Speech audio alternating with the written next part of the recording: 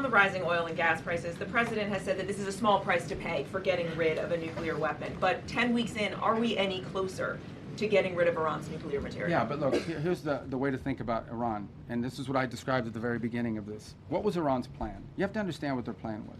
Their plan was they were going to build this conventional shield where they would have so many thousands of missiles and drones and rockets that they couldn't be attacked. And behind that conventional shield that they were trying to build, they would then break out and do whatever they wanted with their nuclear program. They no longer have that conventional shield. Okay, we told you guys from the very beginning, and we're very consistent in this messaging. The operation that has concluded was going to destroy their Navy. They have no Navy left. They don't. Not a Navy. They have small boats and Boston whalers, but they don't have a Navy left. They don't have an Air Force. I challenge you. When is the last time you read or heard about an Iranian jet flying anywhere? They don't have an Air Force.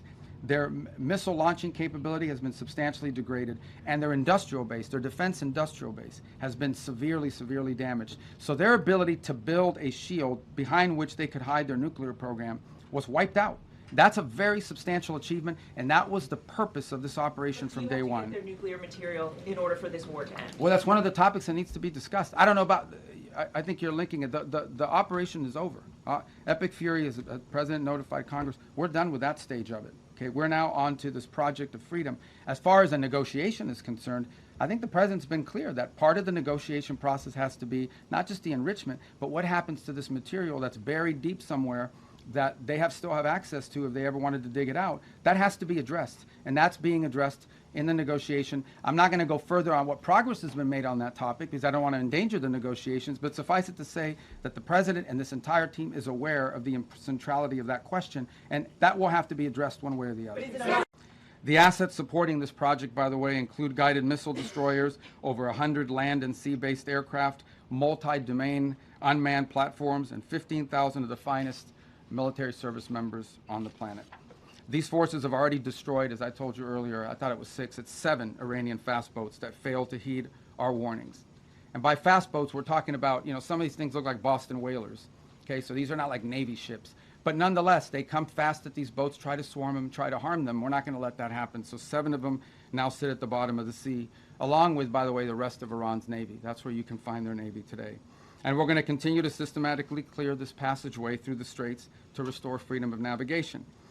Now, while this project steadily progresses, Operation Economic Fury, continues to impose maximum pressure on the Iranian regime and what remains of their already frail economy. Today, inflation in Iran is 70%, and their currency is in total and complete freefall. U.S. sanctions enforcement is stepping up. It's moving in lockstep with the naval blockade to degrade Iran's capacity to generate, to move, and repatriate revenue. It directly targets the regime's primary revenue lifelines.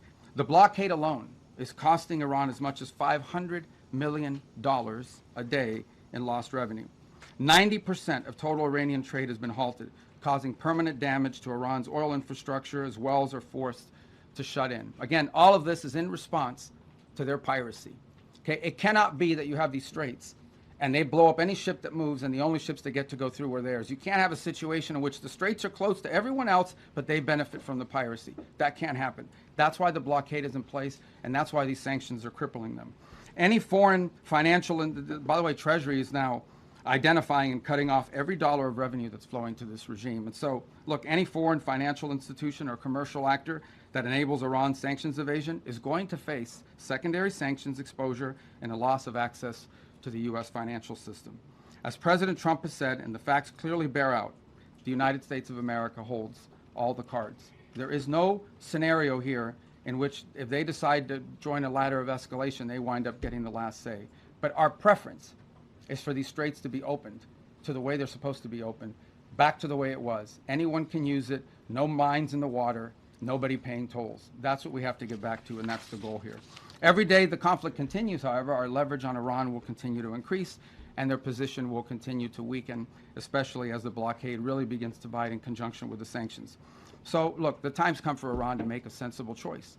And it's not easy for them to do that, obviously, because they have a fracture in their own leadership system. And apart from that, I mean, the top people in that government are, to say the least, they're insane in the brain. And so we need to address that, and it's difficult because it's hard to get past that in their system. But It's important for them to make a sensible choice and the one that's right for their people. The president, our president, has proven time and again that his preference is peace. But Iran must accept the reality of this situation and come to the negotiation table and accept terms that are good for them, but ultimately good for the world. The diplomatic path, if there's a real diplomatic path, I'm not sure it's going to be one, but if there's a real diplomatic path and we continue to explore it, Steve and Jared are working on that very hard. If there is one there, it could be one that leads them to reconstruction, to prosperity, and to stability, and to not posing a threat to the world. The alternative is growing isolation, economic collapse, and ultimately total defeat. I know what the right choice is for Iran. I hope that the people over there making decisions will make the right one. The last point I would make, and it really is important for them to understand this, is they really shouldn't test the will of the United States, at least not under President Donald Trump. He has proven time and again that he will back up what he says. And if they test him, ultimately they will lose. The hard way, the easy way, the long way, the short way, they will lose. If you like this video, then like, share and subscribe to Mirror Now.